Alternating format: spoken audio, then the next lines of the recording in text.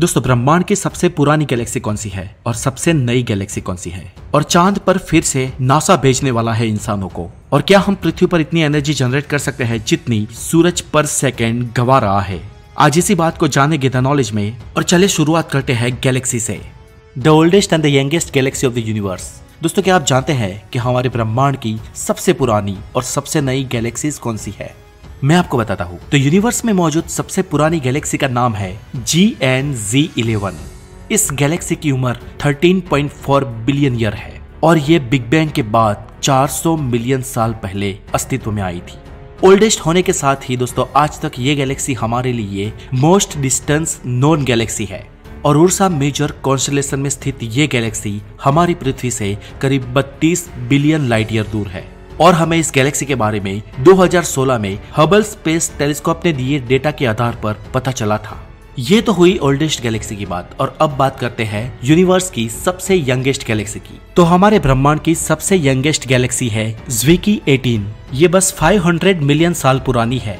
ये गैलेक्सी भी Ursa major constellation में स्थित है और ये पृथ्वी से 59 मिलियन लाइट ईयर दूर है।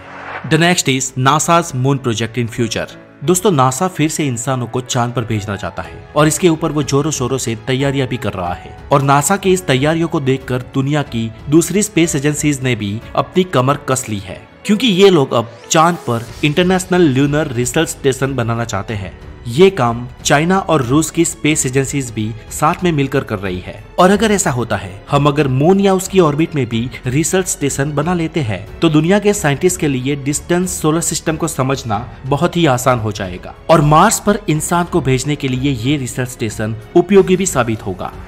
दोस्तों चांद तो बस झांकी है, मंगल ग्रह भी बाकी है, ऐसा ही कुछ मानना है इलॉन मस्क का।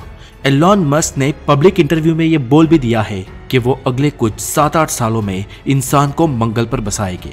एलॉन मस्क और उनकी स्पेसएक्स कंपनी मंगल को हैबिटेबल जोन बनाना चाहते हैं और इंसानी प्रजाति को वहां पर बसाना चाहते हैं। अभी ये कैसे संभव है, तो इसके लिए आप मंगल पर कैसे इंसानों को बसाया जाएगा इसके रिगार्डिंग हमने बनाया पुराना वीडियो देख सकते हैं, जिसकी लिंक डिस्क्रिप्शन में दी गई है।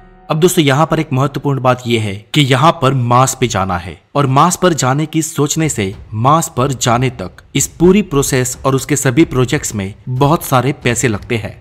और फ्रेंड्स ये तो एलॉन मस्क है, पैसे कमाने में भी माहिर, और इसे कमाने के लिए उन्होंने 8 फरवरी 2021 के दिन करीब $1.5 बिलियन बिटकॉइन में इन्वेस्ट कर दिए, और ये उन्होंने पब्लिकली अनाउंस भी कर दिया। और इसके बाद बिटकॉइन की वैल्यू अचानक बढ़ने लगी और काफी सारे लोग अभी क्रिप्टो करेंसी में इन्वेस्ट कर रहे हैं। और अगर ये सुनकर आपको भी क्रिप्टो करेंसी में इन्वेस्ट करने का दिल कर रहा है, तो आपका काम बिल्कुल आसान कर देगा ये ऐप कॉइन स्विच कुबेर, जहां पर आपको पूरा एक महंगा बिटकॉइन खरीदने की कोई जरूरत नहीं है। पर मजे की बात यह है कि यहाँ पर आप 100 रुपए से भी इन्वेस्ट कर सकते हैं, और ना सिर्फ बिटकॉइन लेकिन यहाँ पर 100 से भी ज्यादा क्रिप्टो करेंसी में आप इन्वेस्ट कर सकते हो। कॉइन स्विच कुबेर एक ट्रस्टेड ब्रांड है और रजिस्ट्रेशन के वक्त ही आपका KYC कराया जाता है, जो ट्रस्टेड ब्रांड ही करते हैं। इसके अलावा अगर आप बिटकॉइन और क्रिप्टो करेंसी के बारे में ज्यादा जानना चाहते हैं, तो कॉइन स्विच कुबेर का YouTube चैनल भी सब्सक्राइब कर सकते हैं, जिसकी भी लिंक डिस्क्रिप्शन में दी गई है। तो ट्रेड कर बेफिक्र।